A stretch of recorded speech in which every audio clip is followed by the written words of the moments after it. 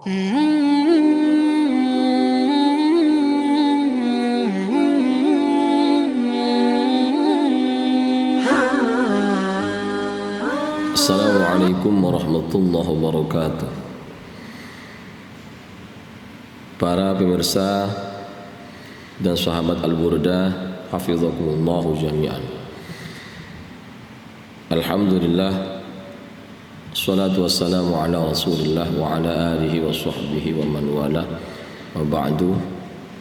Qala Allah ta'ala fi kitabil karim, a'udzu billahi minasy syaithanir rajim. Bismillahirrahmanirrahim. Syahrul Ramadan alladzi unzila fihi al-Qur'an hudan lin-nasi wa bayyinatin minal huda wal furqan. Shadaqallahul azim. Alhamdulillah, saya berkesempatan untuk bisa menyampaikan materi terkait dengan Ramadan, karena sebentar lagi kita akan menyambut bulan yang penuh barakah, Syahrul Mubarak, Syahrul Ramadan, Syahrul Mubarak. Bulan Ramadan adalah bulan yang penuh dengan berkah. Di antara keistimewaan-keistimewaan yang diberikan khusus kepada umat Nabi Muhammad sallallahu alaihi wasallam dan tidak diberikan kepada umat-umat lain di selain umatnya Nabi Muhammad adalah bulan Ramadan, puasa bulan Ramadan. Bulan Ramadan ini istimewa, paling tidak ada 4 hal dalam ayat yang saya sebutkan tadi, Syahrul Ramadan alladzi unzila fihi al-Qur'an hudan lin-nasi wa bayyinatin minal huda wal furqan. Pertama, karena di bulan Ramadan ini Al-Quran sebagai petunjuk untuk umat ila yaumil qiyamah itu diturunkan. Sesungguhnya bukan hanya kitab Al-Quran saja yang diturunkan di bulan Ramadan, akan tetapi kitab-kitab lain selain Al-Quran juga diturunkan di bulan Ramadan, yaitu misalnya suhufnya Nabi Ibrahim.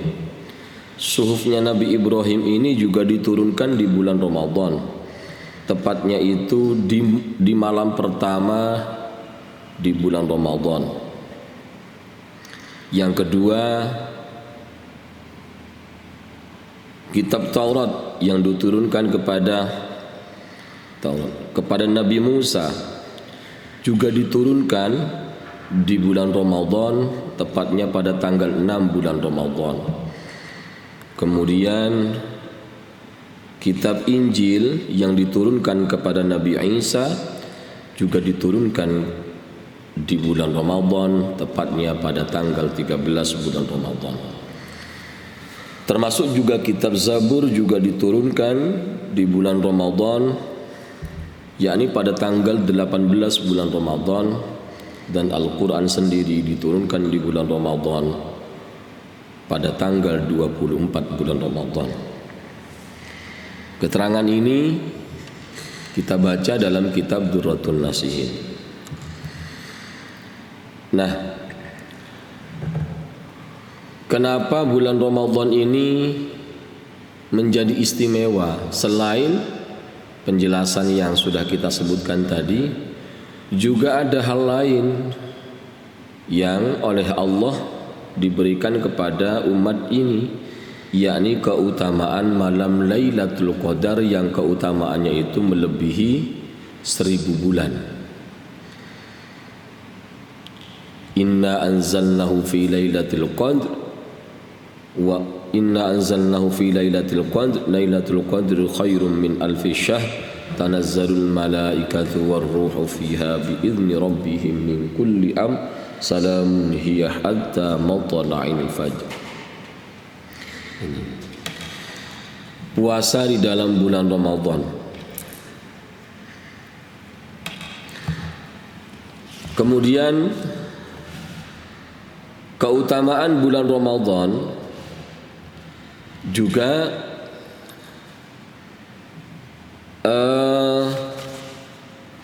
tergambar di dalam kegiatan-kegiatan ibadah, kegiatan-kegiatan ritual yang ada di dalam bulan Ramadan, yakni seperti salat tarawih, tadarus, selain juga puasa itu sendiri, zakat dan lain-lain. Dijelaskan dalam hadis bahwa al-jannatu mushtaqatun ila arba'ati nafarin. Surga itu sangat-sangat merindukan kepada empat golongan, 4 kelompok. Yang pertama itu adalah talil Quran, yang kedua adalah wahafizul lisan, talil Quran yakni orang yang membaca Al-Quran. Kemudian yang kedua wahafizul lisan, dan yang kedua adalah orang yang selalu menjaga lidah untuk tidak bermaksiat kepada Allah. Kemudian yang ketiga wa mut'imil ji'an, dan orang yang suka memberikan makanan kepada orang yang lapar. Wasaimina fi syahri Ramadan, dan yang keempat adalah orang-orang yang berpuasa di bulan Ramadan. 4 kelompok orang ini adalah orang-orang yang sangat-sangat dirindukan oleh surga. Sebagaimana kita tahu bahwa di dalam bulan Ramadan kita sangat-sangat dianjurkan untuk banyak-banyak membaca Al-Quran. Di bulan Ramadan ada kegiatan tadarus. Di bulan Ramadan juga ada kegiatan-kegiatan kajian. Misalnya hataman Al-Quran, mengkaji tafsir, membaca kitab-kitab misalnya sampai tuntas, dan itu tidak dilakukan di bulan-bulan selain bulan Ramadan. Selain itu juga di dalam bulan Ramadan, di dalam puasa itu digambarkan ada 3 hafizul lisan, ada tiga tingkatan. Ada yang disebut dengan shaumul am, puasanya orang awam. Kemudian yang kedua adalah shaumul khawas. Kemudian yang ketiga adalah shaumul khawasil khawas. Nah, puasanya orang awam yang disebut dengan shaumul am adalah puasa orang yang hanya menjaga bibir dan kelaminnya untuk tidak makan dan minum serta berhubungan badan dengan istrinya, itu saja. Sementara adapun anggota-anggota lainnya itu tetap belum mampu dijaga dengan baik. Sedangkan yang kedua itu adalah shaumul am. Ini kaitannya dengan shaumul khawas, kaitannya dengan hafizul lisan. Artinya orang yang tidak hanya menjaga bibirnya dari makanan dan minuman serta hal-hal yang dapat membatalkan puasanya, akan tetapi juga bibir serta anggota-anggota yang lain itu dijaga dari melakukan maksiat kepada Allah Subhanahu wa taala. Nah, ini masuk di situ hafizul lisan, orang yang menjaga lisan. Kenapa yang disebutkan di sini hafizul lisan? Karena dampak lisan ini sangat-sangat berbahaya. Sekalipun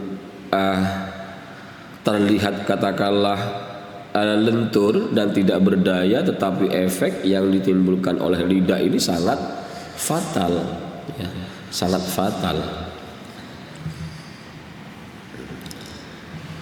Kemudian yang ketiga itu adalah mut'imul ji'an. memberikan makanan kepada orang-orang yang lapar.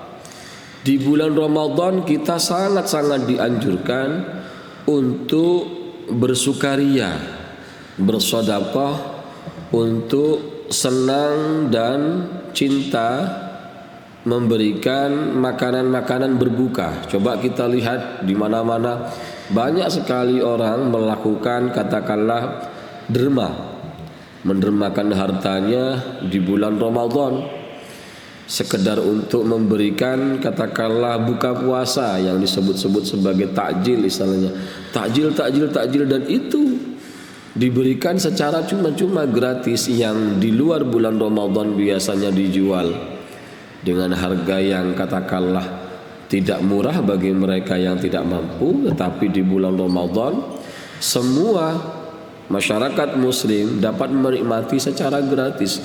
Mut'imul ji'an, suka memberikan makanan kepada orang-orang yang lapar. Kemudian yang ketiga itu adalah as-shaimina fi syahri Ramadan, orang-orang yang berpuasa di bulan Ramadan. Ini termasuk 4 golongan yang selalu dirindukan oleh surga. Selain keutamaan-keutamaan itu ada banyak keutamaan yang lain. Seperti misalnya keutamaan qiyamul lail. Di bulan-bulan lain kita cukup sulit, bahkan berat sekali melaksanakan sholat tahajud. Akan tetapi di bulan Ramadan karena ada momen sahur, selain memang sahur di situ katakanlah mampu menjaga stamina badan kita tetap terjaga di siang hari, juga sahur itu barokah dan berpahala. Begitu. Itu saya rasa itu ya untuk mewakili, sehingga andaikan misalnya orang memahami hal itu, keutamaan-keutamaan ini, pasti mereka sangat berharap seluruh bulan dalam 1 tahun itu menjadi bulan Ramadan. Demikian yang bisa saya sampaikan. Assalamualaikum warahmatullahi wabarakatuh.